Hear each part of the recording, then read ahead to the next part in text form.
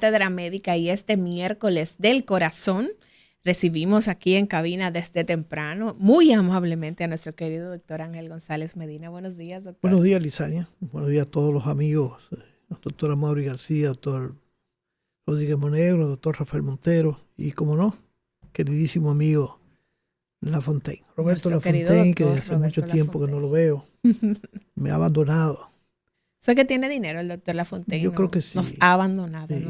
No nos da calorcito. No, de todas maneras, lo queremos muchísimo. Así es. Hoy vamos a estar conversando con el doctor Ángel González Medina sobre síndrome coronario crónico. Así que ustedes pendientes a lo que vamos a estar compartiendo en el día de hoy en tema de cardiología. Recordarles que ustedes tienen la oportunidad de comunicarse con nosotros a través de las líneas 809-682-9850 y la línea internacional 833-380-0062. Doctor, esto es una cátedra y usted es un catedrático, así que lo que sigue es poder conceptualizar, iniciar por ahí. ¿De qué hablamos?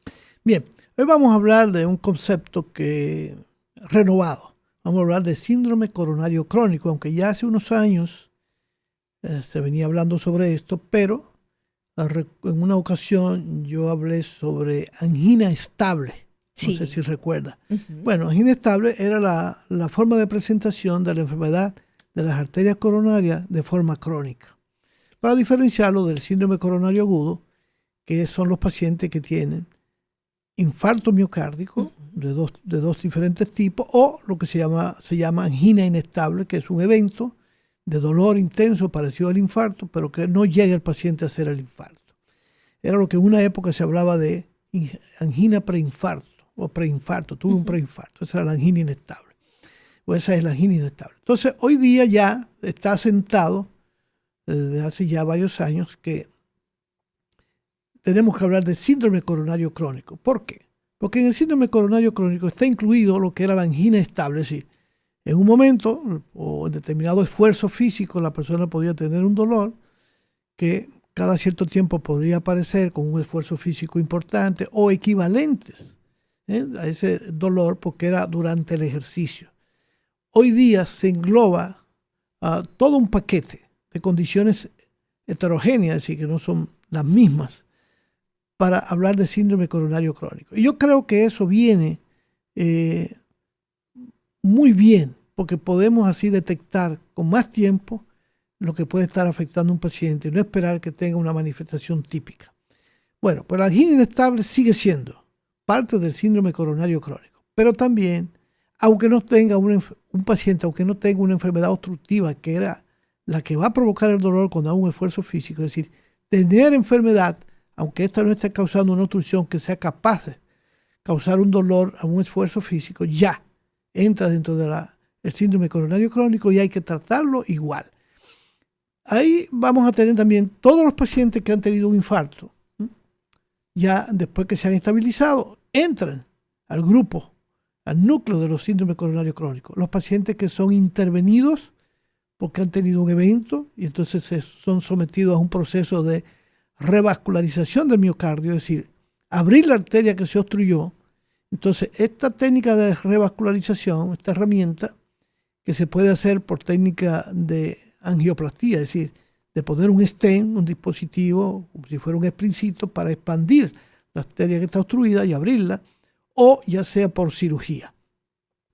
Además, existe lo que se llama la angina vasoespástica, pues ahora entra también dentro de la definición del síndrome coronario crónico, así como la enfermedad arterial coronaria microvascular, es decir, de los vasos pequeños. ¿Por qué? Aunque esto era ya conocido, pensábamos en esta condición, en algunos casos específicamente, de pacientes que tenían hasta alteraciones en el electrocardiograma, pero cuando hacíamos un cateterismo o hacemos un cateterismo, vamos a observar que las arterias coronarias grandes, que son las que van a causar en mayor parte del problema, estaban limpias. O lo que muchos pacientes tienen con la vasoespástica, que son arterias coronarias normales o sanas. Entonces tenemos un grupo de pacientes ahora que tenemos que darle seguimiento, tenemos que evaluar ante cualquier manifestación típica o atípica o sugestiva. Por ejemplo, Lo que yo hablaba de los equivalentes anginosos. Un paciente que se queja de fatiga o de dificultad respiratoria cuando sube una escalera, cuando hace un esfuerzo de levantar un objeto pesado, o palpitaciones. Es decir, uno comienza a tener sospechas. Por ejemplo, en días pasados recuerdo un caso de una señora que todo fue porque ella hizo una especie de síncope, sí, pero un síncope especial, porque no fue que perdió la conciencia así, sino ella hizo lo que podía parecerse una convulsión.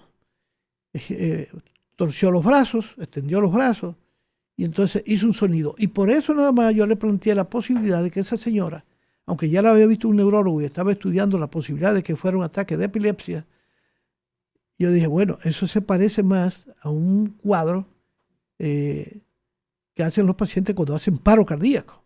Es decir, que yo sospecho que ella está haciendo arritmia y vamos a tener que evaluar eso. Exactamente.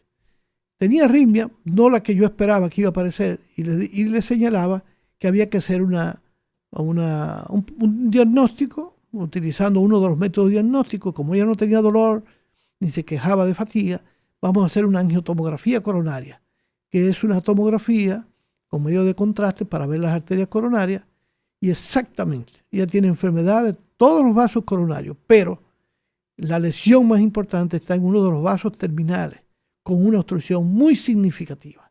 Entonces, aparte de eso, le habíamos puesto el antiarrítmico porque estábamos, si la duda de si todo era por convulsión, y no era la arritmia que le había provocado esto.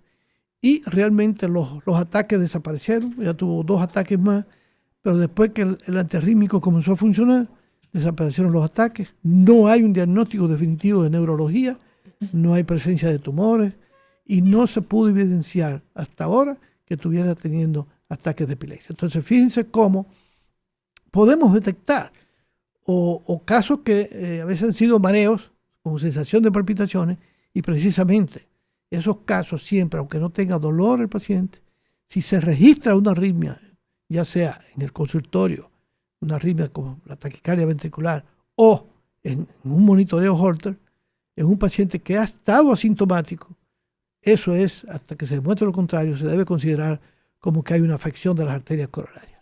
Doctor, usted creo que ha mencionado lo más importante, que es poder descartar un diagnóstico. ¿Por qué? Porque, por ejemplo, una de las formas en la que se puede presentar este síndrome coronario crónico que usted mencionaba era la angina estable, que puede aparecer ante una fuerza, una actividad física importante y el paciente sentir ese dolor de pecho, esa molestia. Entonces podría confundirlo justamente con un dolor muscular entonces ahí queremos que podamos hacer una pausa, doctor, y explicar eso. Sí, correcto. Mira, hay múltiples causas de dolor torácico, dolor en el pecho, que hay que hacer diagnóstico diferencial, que van desde patologías que son del tórax hasta enfermedades que están en la cavidad abdominal.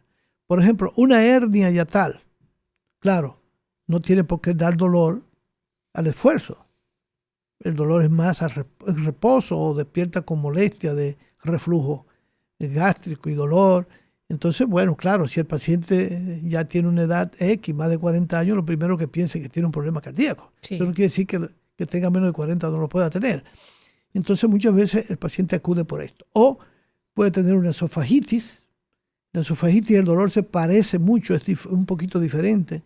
En el otro hay más como hiperacidez. En la esofagitis puede haber hiperacidez, pero como el esófago tiene músculo liso, como tiene las arterias, pues el dolor, lo que pasa es que también del reposo, pero lamentablemente, muchas veces ese dolor, si es intenso, a veces el paciente se pone una pastillita debajo de la lengua de nitroglicerina y el dolor mejora. Y puede confundirse de que ese paciente, que lo que tiene es una esofagitis o un espasmo esofágico, no enfermedad coronaria. Pero a veces, dependiendo de los factores de riesgo del paciente, que eso sí es importante, la historia familiar y los factores de riesgo nos van a inducir que, aunque tenemos la sospecha intensa, es decir, casi segura, de que no tiene que ver nada con enfermedad de las arterias coronarias, debemos investigarlo, porque no podemos quedarnos y, como digo yo muchas veces, echar en saco roto cualquier cosa, sino que nos guía mucho la historia del paciente,